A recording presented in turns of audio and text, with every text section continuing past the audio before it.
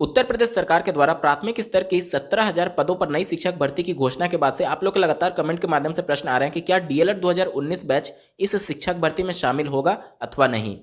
आप लोग के तमाम कमेंट का जवाब मैं देने की कोशिश करूंगा सभी अभ्यर्थियों के लिए, चाहे आपकी बैक लगी है या फिर आप फ्रेश पास हो चुके हैं, सभी के लिए क्या सिचुएशन बनेगी, आप इस शिक्षक भर्ती में सम्मिलित होंगे या फिर क्या क्या समस्याएं आएंगी, ताकि आप मेंटली पहले से उस सभी चीज़ों के लिए तैयार रहें। नमस्कार दोस्तों, मेरा नाम है नीरज और आप देख रहे हैं व्यू बिट यूट्यूब चैनल। अगर आप इस चैनल पर पहली बार विजिट कर रहे हैं तो इसको सब्सक्राइब करते हुए बेल आइकन को प्रेस करना ना भूलें।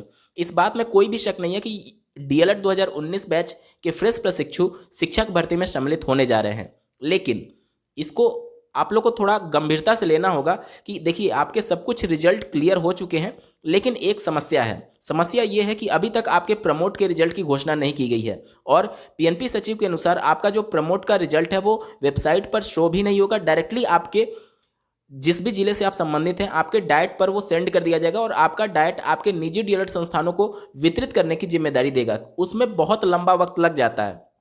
अभी बात करें डीएलएड 2018 बैच की, तो सभी जिलों में अभी तक मार्कशीट नहीं मिल पाया है।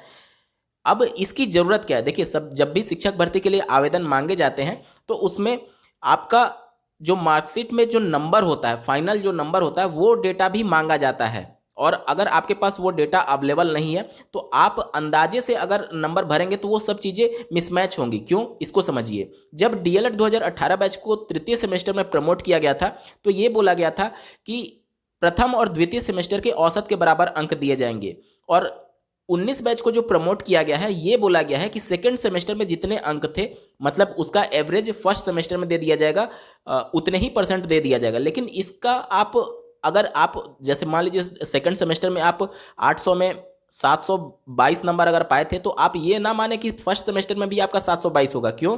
देखिए, पीएनपी का जो नंबर कैलकुलेशन करने का जो प्रक्रिया है जो 18 बैच में अपनाया गया था वो ये था कि आपके इंटरनल और आपके एक्सटर्नल का अलग अलग परसेंटेज निकाला जाता है। उसके बाद से आप जिस भी सेमेस्टर में प्रमोट किए गए हैं, इंटरनल में उतना ही परसेंट सभी सब्जेक्ट में और एक्सटर्नल में उतना ही परसेंट, जितना एक्सटर्नल का मार्क्स होगा उतना परसेंट आप एक्सटर्नल मार्क्स में आपको अलॉट कर दिया जाता है। अब देखिए, यहाँ पर पीएनपी जो नियम अपनाती है उसके अनुसार अगर मान लीजिए इंटरनल में परसेंटेज निकालते समय अगर आपका 98.23% आया, ठीक है, तो चूंकि 98.23.5 से कम था, इस वजह से वो 98 इसको कंसीडर करेगी, और अगर 98.63 आ गया तो वो 0.5 से अधिक था, उसको 99 कंसीडर करती है। इस वजह से एक आध नंबर इधर मतलब कम या फिर अधिक हो सकते हैं। तो आप ये ना माने कि अगर आपके सेकंड सेमेस्टर के रिजल्ट की घोषणा हो गई है तो वही नंबर आपके फर्स्ट सेमेस्टर में आएगा, ऐसा नहीं होगा।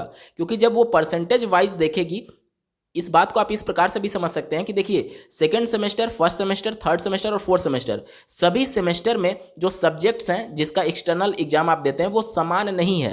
किसी सेमेस्टर में कम है, किसी सेमेस्टर में एक सब्जेक्ट ज़्यादा होता है। इस वजह से ये सभी चीज़ें डिस्टर्ब करती हैं और मार्क्स में भी डिस्टर्बेंस होता है। किसी का एक आध नंबर बढ़ सकता है, किसी का एक आध नंबर घट सकता है। तो जब तक आपके पास एक्चुअल नंबर नहीं रहेगा तब तक आप शिक्षक भर्ती में आवेदन करेंगे तो वो नंबर आपसे मांगा जाएगा और वो आप नहीं भर पाएंगे, क्योंकि नंबर मिसमैच होने के कंडीशन में 69,000 सहायक अध्यापकों की भर्ती में ऐसे हजारों की संख्या में अभ्यर्थी बाहर हुए हैं जिनका नंबर गलत फिल किया गया था। क्योंकि देखिए, मेरिट बनाई जाती है एकेडमिक मार्क्स के आधार पर, और जो आप डीएलएड में मार्क्स पाए हुए हैं वो आपका एकेडमिक मार्क्स में 10% अंक जोड़ा जाता है। तो इसी के आधार पर जब चयन होना है तो इसमें कहीं से भी छेड़छाड़ या फिर कम अधिक एक्सेप्टेबल नहीं है। वहीं अगर बात करें 69,000 में फिर से संशोधन का जो मौका दिया गया था, ऐसे अभ्यर्थी जिन्होंने अपने नंबर कम भरे थे, मतलब कम नंबर भरे थे, जितना उनका एक्चुअल नंबर था उससे कम नंबर भरे थे, उनको तो मौका मिल गया, लेकिन जिनका अधिक नंबर था उनको मौका नहीं मिला था।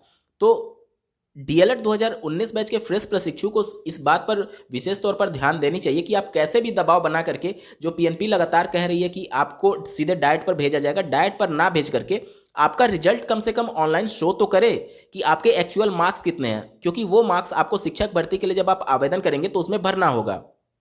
ये तो बात हो गई फ्रेश प्रशिक्षुओं की। फ्रेश प्रशिक्षु पूरी तरीके से सम्मिलित हैं।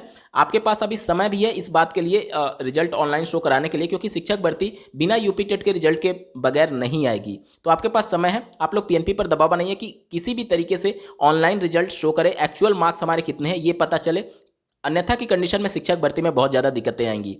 बात करेंगे बैक पेपर के संबंध में। देखिए, ये तो क्लियर है कि यूपी टेट की परीक्षा और रिजल्ट के बिना शिक्षक भर्ती का विज्ञापन जारी नहीं होगा। अब पीएनपी के जो नए सचिव हैं वो पूरी तरीके से कह रहे हैं कि बैक पेपर का आयोजन यूपी टेट की परीक्षा के बाद कराया जाएगा। वो परीक्षा की बात कर रहे हैं, आप देखिएगा रिजल्ट के बाद भी शायद ही वो करा पाएं, क्योंकि जो पीएनपी के सचिव हैं उनका पूरा फोकस रहता है कि जो पीछे की बैच आ रही है उनके फ्रेश एग्जाम के साथ आपके बैक पेपर का एग्जाम कराना। और 2021 बैच जो चल रहा है वो मई जून में जा करके उनके प्रथम सेमेस्टर पूरा समाप्त होगा, उसके बाद वो प्रथम सेमेस्टर की परीक्षा कराएंगे और हो सकता है कि आप लोग को तब तक उतना ही खींचा जाए और उस समय आपकी परीक्षा हो रही होगी। देखिए, पीएनपी के जो पुराने सचिव थे उनके द्वारा जो स्क्रूटनी के लिए आवेदन लिए गए हैं, स्क्रूटनी का प्रोसेस एक छलावा मात्र है डीएलएड में। तो स्क्रूटनी के प्रोसेस को आप स्किप करने के लिए पीएनपी पर दबाव बनाइए कि उस प्रोसेस को समाप्त करके डायरेक्टली सभी सेमेस्टर के बैक प्रशिक्षुओं के लिए सभी सेमेस्टर की परीक्षा तिथि की घोषणा की जाए। इससे ऐसे अभ्यर्थी जिनका फोर्थ सेमेस्टर में बैक लगा है उनको भी राहत मिलेगा, और जो पहले के अभ्यर्थी हैं जिनका प्रथम द्वितीय तृतीय सेमेस्टर में बैक लगा है उन सबको भी राहत मिलेगा। तो बैक पेपर करवाना आप लोगों के लिए बहुत ज़्यादा जरूरी है, अन्यथा की कंडीशन में आप सीधे तौर पर शिक्षक भर्ती से बाहर हो रहे हैं, क्योंकि विधानसभा चुनाव को लेकर के सरकार बहुत ज़्यादा गंभीर है। अपनी बिगड़ती हुई छवि को सुधारने के लिए आरक्षण घोटाला जिस प्रकार से हुआ है आप लोगों ने देखा होगा, 69,000 में 6,000 पद जोड़े जा रहे हैं और लगातार नई शिक्षक भर्ती के अभ्यर्थी दबाव बना रहे हैं। तो अगर शिक्षक भर्ती आ गया, क्योंकि आपके पास ज़्यादा समय नहीं है, 2 महीने, ज़्यादा से ज़्यादा 2 महीने से भी कम समय बचा हुआ है, क्योंकि 25 फरवरी को यूपी टेट 2021 का रिजल्ट घोषित कर दिया जाएगा। उसके बाद आप चाह कर भी शिक्षक भर्ती को नहीं डिले करवा पाएंगे। इसी प्रकार का मामला जब डीएलएड 2017 बैच के समय देखने को मिला था, जब 69,000 शिक्षक भर्ती आ रही थी, वो लोग शिक्षक भर्ती को डिले कराना चाहते थे, लेकिन जो सरकार चाहती है वही होता है। इस वजह से आप परिस्थिति के अनुसार अपने आप को ढालें, परिस्थिति के साथ चलने की कोशिश करें, समय के साथ चलें। आप पीएनपी पर दबाव बनाइए कि जो स्क्रूटनी का आवेदन लिया गया था उसको रद्द करके सीधे बैक पेपर की आयोजन के लिए तिथियों की घोषणा करें, अन्यथा की कंडीशन में आप लोग सीधे तौर पर शिक्षक भर्ती से बाहर हो सकते हैं। शायद इस बात को आप लोग समझ भी रहे होंगे।